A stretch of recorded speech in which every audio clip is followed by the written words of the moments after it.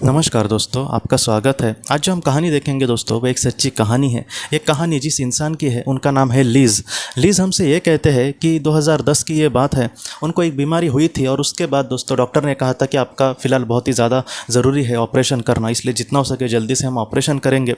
तो उन्होंने माना और जब उनका ऑपरेशन शुरू था दोस्तों, बहुत ही वो बड़ा ऑपरेशन था। और लीज़ हमसे ये कहते हैं कि उस ऑपरेशन के दरमियान मैं कहीं ना कहीं अपने शरीर से ऊपर ही ऊपर जा रहा हूँ, ऐसे मैंने महसूस किया। और वो ये कहते हैं कि ऊपर ऊपर मैं बादलों की दुनिया में अचानक पहुंच गया, धीरे धीरे ऊपर।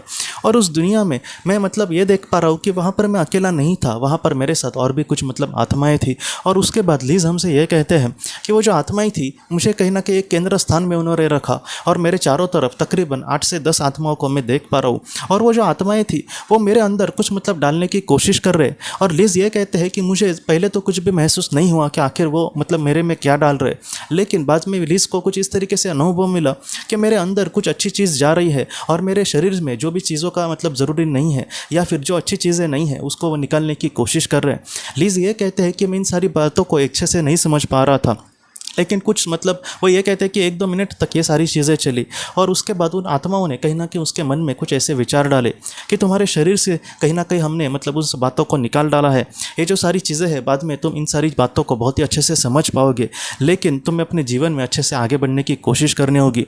ये जो हमारा शरीर है वो हमारे लिए सबसे बड़ी ऐसी चीज़ दी है भगवान ने, जिससे हम अच्छे से कर्म कर सकते हैं, जिससे हम अपनी पृथ्वी का जो जीवन है, उसका जीवन कार्य है, वो बहुत ही अच्छे से पूरा कर सकते हैं, जीवन उद्देश्य को पूरा कर सकते हैं। इसलिए तुम बहुत ही गंभीरता से लेना। और उसके बाद लीज़ हमसे ये कहते हैं कि उनको वहाँ पर बहुत ही अच्छा लग रहा था। लीज़ ये कहते हैं कि वो जिस तरीके से कह रहे थे, मुझे लग रहा था कि वो शायद फिर से पृथ्वी पर मुझे लेकर जाने की बात कर रहे, लेकिन उन्होंने भी उसको कहा कि कहीं ना कहीं मुझे अभी पृथ्वी पर जाने की इच्छा नहीं है, मुझे यहाँ पर आपके साथ ही रहना है। और आप जिस तरीके से ज़रूरतमंदों की मदद कर रहे हैं, मुझे ऐसी मदद करके बहुत ही खुशी होगी।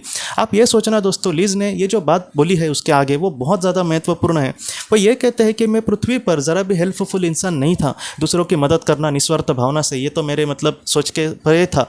मैंने कभी भी निस्वार्थ भावना से या फिर अच्छी भी भावना से कभी भी किसी की मदद नहीं करी। लेकिन इस दुनिया में आने के बाद ऐसे अच्छे लोगों के मिलकर मेरे मन में ये बातें कहाँ से आ गई मुझे ही नहीं पता चला। इसलिए कहा जाता है दोस्तों कि अगर हमें अच्छी संगत मिले तो हम धीरे धीरे बदल जाएंगे, और अगर बुरी संगत मिले तो हम धीरे धीरे बिगड़ जाएंगे। और उसके बाद लीज़ हमसे ये कहते हैं कि मेरे मन में कभी भी नहीं आया दूसरे को मदद करना, लेकिन उस दुनिया में मुझे बहुत ही अच्छा लग रहा था। और अगर उनके साथ मैं ऐसे काम करूं तो मुझे बहुत खुशी मिलती है, अगर मैं ऐसे ज़रूरतमंदों की मदद करूं। लेकिन बाद में उन सारे आत्माओं ने उसके मन में कुछ इस तरीके से विचार डाले कि ये समय नहीं है लीज़, तुम अपने जीवन में और भी कुछ अच्छा कर सकते हो, ज़रूरतमंदों की मदद कर सकते हो, लेकिन फ़िलहाल तुम्हें जाना होगा क्योंकि तुम्हारा जीवन उद्देश्य जो है वो अब तक पूरा नहीं हुआ है।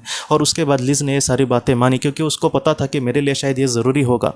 लेकिन लीज़ को ये बात भी पता चले कि एक दिन कहीं ना कहीं मैं इन आत्माओं के साथ बहुत ही खुशी से यहाँ पर ज़रूर रह पाऊँगा और बहुत ही खुशी से वो काम भी मैं कर पाऊँगा।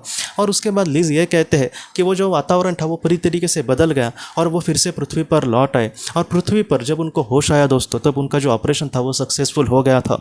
और डॉक्टर ने भी कहा था कि इनको जल्दी होश आना, एक समय पर होश आना बहुत ही महत्वपूर्ण है। और उसी वक्त उनको होश आया था और उनका परिवार भी उनको मिलने के लिए आया। बाद में डॉक्टर ने कहा कि अब तुम खतरे से बाहर हो और उस बीमारी से अब तुम पूरी तरीके से मुक्त हो गए हो। और लीज़ को पता था कि इसमें डॉक्टर का भी बहुत बड़ा रोल है और इसमें कहीं ना कहीं उन आत्माओं के भी बहुत बड़ा रोल है। तो उन दोनों को एक ही जैसे वो कहते हैं कि उन दोनों का मैं थैंक यू बोलता हूँ।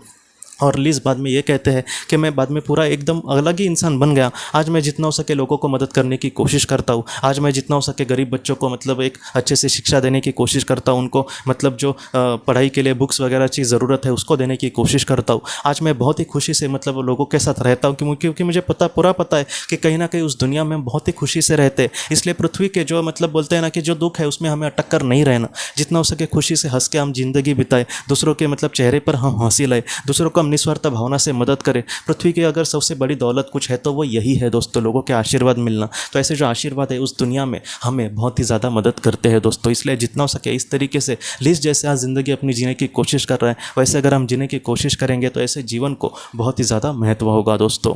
तो दोस्तों हम अपने अगले वीडियो में मिलते हैं। आप अपने परिवार का ख्याल रखना। आपका बहुत बहुत धन्यवाद।